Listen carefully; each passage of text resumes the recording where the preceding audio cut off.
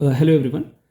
जो भी लोग अभी यूपीसी प्रीलिम्स 2024 के लिए पढ़ाई कर रहे हैं उन लोगों को मैं इकोनॉमी के बारे में कुछ चीज़ें बताना चाहूँगा जो बहुत इम्पोर्टेंट है। इकोनॉमी एक ऐसा सब्जेक्ट है जिसमें कुछ कॉम्प्लिकेटेड स्टफ़ होने की वजह से, टेक्निकल स्टफ़ होने की वजह से वो कभी कभी डिफ़िकल्ट लग सकता है।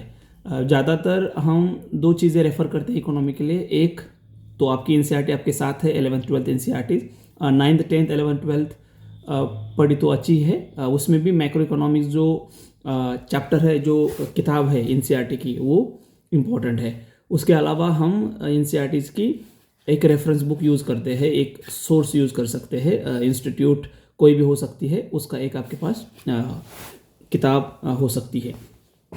तो पहली चीज़ में यह है कि आपको इकोनॉमी के जो भी सिलेबस है, जो भी आपके पास नोट्स है, उसमें से हर जो कीवर्ड है उसकी एक आइडिया होनी चाहिए, उसे पता होना चाहिए। भले आप उसके डेप्थ में ना जाने, वो इम्पॉर्टेंट है, बट ये इंश्योर करना है कि जो चीज़ें आप नहीं पढ़ रहे हैं उनमें से जो मेन कीवर्ड्स है उनके आपको एक आइडिया होनी चाहिए, उनके बारे में आपको पता होना चाहिए। वो चीज़ भी आपको एटलीस्ट वन क्वेश्चन प्रीलिम्स में उस पे बेसिस पे आता ही है, जहाँ कीवर्ड की वजह से, उसके आइडिया होने की वजह से आप उस क्वेश्चन को सॉल्व कर सकते हो।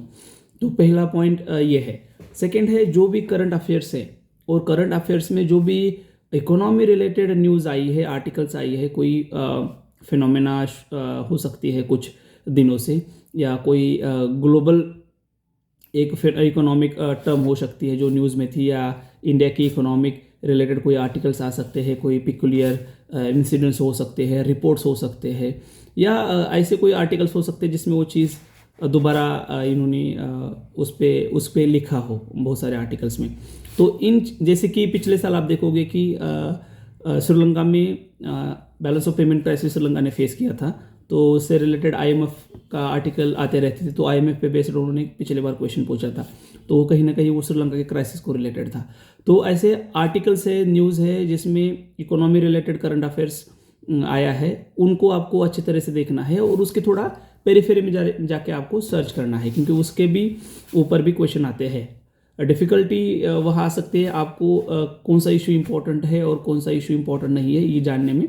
बट जो इशू बहुत बार लगातार न्यूज़ में रहा है, करंट अफेयर्स न्यूज़ में रहा है, उस आर्टिकल्स को आप अच्छी तरह से पढ़ें। उसमें जो भी इकोनॉमी के कॉन्सेप्ट दिए हैं, जो भी कीवर्ड दिए हैं, और जो भी फिनोमेना दिए है, उसको आप अच्छी तरह से उसको सर्च कीजिए। Not only that particular article, but उसके अराउंड भी आप थोड़ा रिसर्च किए। वो है सेकेंड थिंग। उसके बाद आप देखोगे कि दो चीज़ें बहुत इंपॉर्टेंट है। एक तो है बजट आपका, और दूसरा इकोनॉमिक सर्वे। इस बार इलेक्शन की वजह से डिमांड फॉर ग्रांट्स आपको पता है इंट्रोड्यूस किए गए थे, तो उसके रिलेटेड क्या चीज़ें हैं वो आप पढ़ लें।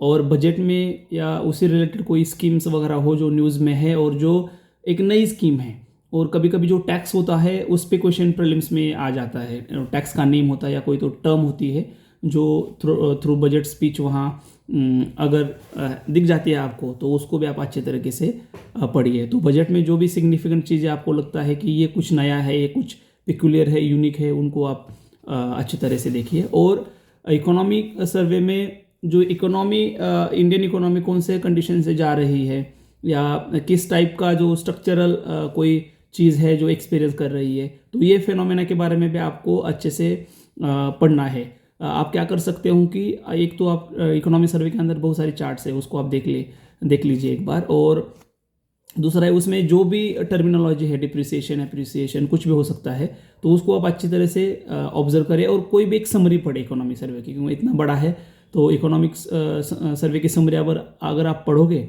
तो डेफिनेटली उस समरी में आपको जो इंपॉर्टेंट चीज़ें हैं वो जरूर मिलेगी। तो उससे एक आइडिया जाएगी कि कौन से नए phenomena, economy related concept, theories दिए हैं, जिससे आपको आइडिया आ जाएगा कि हाँ ये इंपॉर्टेंट है, इसको मुझे पढ़ना है। और रही बात आपके जो सिलेबस है इकोनॉमी का, जो आपके नोट्स में है, तो उसमें दो चैप्टर्स बहुत इंपॉर्टेंट है। एक है एक्सटर्नल सेक्टर और दूसरा है मनी एंड बैंकिंग। तो इन दो चैप्टर्स को आपको बहुत वेटेज देना है। इन दो चैप्टर्स में से कई सारे क्वेश्चंस आप देखोगे कि सिंगल लाइनर भी क्वेश्चन आएंगे, और इसके बेसिस पे बहुत सारे कंसेप्चुअल क्वेश्चन आएंगे। और इन दो चैप्टर्स को आप अच्छी तरह से पढ़िए, उनके कॉन्सेप्ट याद रखिए, और उसको बार बार रिवाइज कीजिए। क्योंकि ये अगर आप 4-5 चीज़ें अच्छे से करोगे तो मोस्ट ऑफ दी जो इकोनॉमी के क्वेश्चन है आप सॉल्व कर पाओगे। बाकी जो इकोनॉमी है आपको रीड करना है, बट इन चीज़ों पे आप थोड़ा ज़्यादा फोकस दीजिए, इससे आपको ज़रूर फ़ायदा मिलेगा। Thank you.